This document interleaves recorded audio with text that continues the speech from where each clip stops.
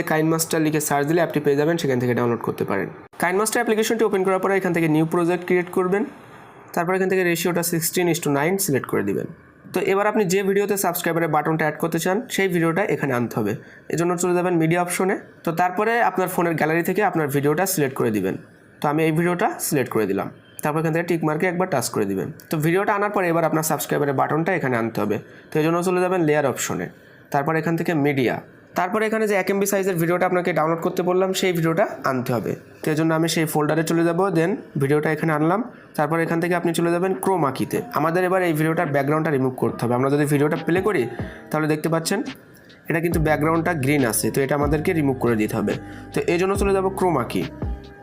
অনেকের মোবাইলে যে ক্রোমা কি অপশন তারপর মিডিয়া অপশনগুলো থাকে না, তাদেরকে বলবো এটা সম্পূর্ণ ডিপেন্ড করে আপনার মোবাইলের কনফিগারেশনের উপরে। আপনার মোবাইলে যদি র্যাম প্রসেসর একটু ভালো হয় তাহলে এই অপশনগুলো সাপোর্ট করবে, তাছাড়া এই অপশনগুলো সাপোর্ট করবে না।